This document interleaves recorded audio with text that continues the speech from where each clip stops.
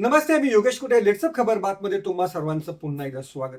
उपमुख्यमंत्री एकनाथ शिंदे हे कल्याण डोंबिवलीमध्ये मोठा डाव खेळण्याच्या तयारीमध्ये आहेत. त्यांनी या शहरामध्ये शिवसेनेचाच महापौर होईल यासाठी पूर्ण क्षमतेनं सगळी तयारी सुरू केलेली आहे. त्यांनी आज काय केलं तर मनसेचा पाठिंबा आपल्या सोबत घेतलेला आहे.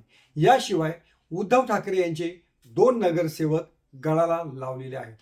त्यामुळं या ठिकाणी आपला महापौर बसवण्याचं जे भाजपचं स्वप्न होतं ते धुळीला मिळवण्यासाठी एकनाथ शिंदे आणि त्यांचे पुत्र खासदार श्रीकांत शिंदे यांनी कंबर कसलेली आहे. आता हा जो डाव एकनाथ शिंदे कल्याण डोंबिवलीमध्ये खेळत आहेत त्याचे पडसाद राज्यामधल्या इतर महानगरपालिकांमध्ये देखील उमटू शकतात. कल्याण डोंबिवलीचे एकनाथ शिंदे यांना का हवा आहे तर त्यांना भाजपचे प्रदेशाध्यक्ष रवींद्र चव्हाण यांचे उट्टे काढायचे आहेत. डोंबिवली हा रवींद्र चव्हाण भाजपचे प्रदेशाध्यक्ष यांचा घरचा मतदारसंघ. याच मतदारसंघामध्ये शिवसेनेचे अनेक पदाधिकारी हे निवडणुकीपूर्वी फोडून रवींद्र चव्हाण यांनी एकनाथ शिंदे आणि श्रीकांत शिंदे यांना जबरदस्त धक्के दिलेले होते. पण या 2 पक्षांमधला वाद इतका वाढला की त्याचे परिणाम हे मुंबई किंवा इतर ठिकाणी देखील होऊ शकतात याची जाणीव दोन्ही पक्षांच्या नेत्यांना झाली. मग त्यामुळंच मुंबई, ठाणे, कल्याण डोंबिवली या प्रमुख शहरांमध्ये हे दोन्ही पक्ष महायुती म्हणून एकत्रित लढले. कल्याण डोंबिवलीमध्ये या दोन्ही पक्षांना अभूतपूर्व असं यश मिळालं. 122 पैकी 103 जागांवरती महायुतीचे उमेदवार निवडून आले. त्याच्यामध्ये एकनाथ शिंदे यांच्या शिवसेना सर्वात मोठा पक्ष ठरून 53 नगरसेवक त्यांचे निवडून आले. एकनाथ शिंदे यांना माहिती आहे की या ठिकाणी आपल्याला महायुतीला पूर्ण बहुमत आहे, आपल्याला इतर कोणाच्याही पाठिंब्याची गरज नाही. पण भाजपला धडा शिकवण्यासाठी त्यांनी आज मनसेला आपल्या सोबत घेतलं. एवढंच नाही तर मनसेने देखील उद्धव ठाकरे यांना धक्का दिलेला आहे. कारण मनसे आणि शिवसेना उद्धव ठाकरे गट हे देखील युती करून या शहरामध्ये एकत्रितरित्या लढलेले होते. मात्र आपण कोणाच्या विरोधात मतं मागितली, कोणासाठी मतं मागितली, कशासाठी मतं मागितली हे सारं विसरून मनसेनं आज एकनाथ शिंदे यांना विकासासाठी पाठिंबा दिल्याचं जाहीर केलं. आता एवढ्यावरती हे प्रकरण थांबलं का तर अजिबात नाही. ज्या ठाकरे यांचे 11 नगरसेवक कल्याण डोंबिवलीमध्ये निवडून आलेले होते त्यातले 2 नगरसेवक हे अगोदरच बेपत्ता झालेले आहेत. म्हणजे 53 शिवसेनेचे, 5 मनसेचे, 2 शिवसेनेचे उद्धव ठाकरेंचे बेपत्ता नगरसेवक अशा 60 मतांची बेगमी ही एकनाथ शिंदे यांनी आत्ताच करून ठेवलेली आहे. याशिवाय काँग्रेसचे 2 आणि राष्ट्रवादी काँग्रेस शरद पवार पक्षाचा 1 अशा 63 लोकांना एकनाथ शिंदे हे बरोबर घेऊ शकतात असं बोललं जात आहे. त्यामुळं भाजपला चांगल्या जागा मिळूनही कल्याण डोंबिवलीमध्ये विरोधी बाकांवर बसवण्याचा डाव हा एकनाथ शिंदे यांचा आहे. आणि आधी म्हटलं त्या पद्धतीनं याचे पडसाद हे उद्या मुंबईमध्ये देखील उमटू शकतात. कारण मुंबईमध्ये देखील एकनाथ शिंदे यांनी 2.5 वर्षांसाठीचं महापौर पद हे भाजपकडे मागितल्याचं बोललं जात आहे. पण भाजपची त्यासाठी अजिबात तयारी नाही आहे.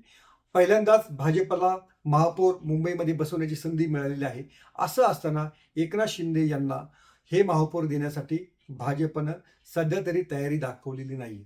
आणि त्याच्या दबावाचा भाग म्हणून एकनाथ शिंदे यांनी कल्याण डोंबिवलीमध्ये आपला डाव खेळलेला आहे. अर्थात एकनाथ शिंदे यांनी जरी हा डाव खेळला असला तरी भाजपकडं मुंबईमध्ये अधिक चांगल्या जागा आहेत.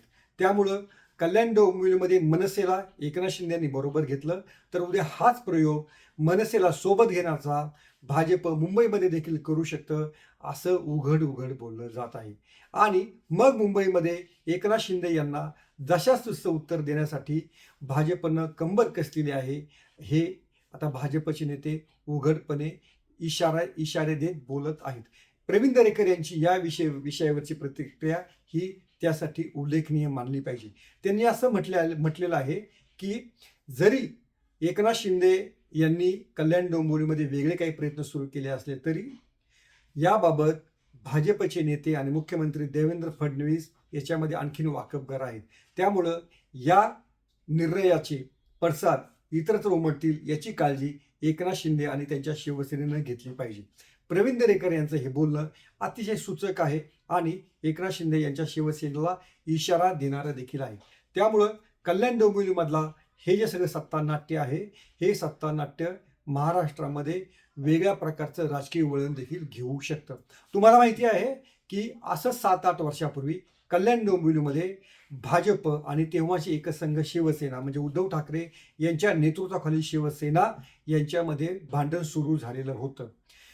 भाजपसोबतच्या युतीत आम्ही सडलो हे उद्धव ठाकरे यांचं जे विधान आहे हे विधान कल्याण डोंबिवलीच्या निवडणुकीतलंच होतं आणि त्यानंतरच या दोन पक्षांमधलं अंतर अधिक वाढत गेलं आणि याच इतिहासाची पुनरावृत्ती आता कल्याण डोंबिवलीमध्ये पुन्हा होत आहे.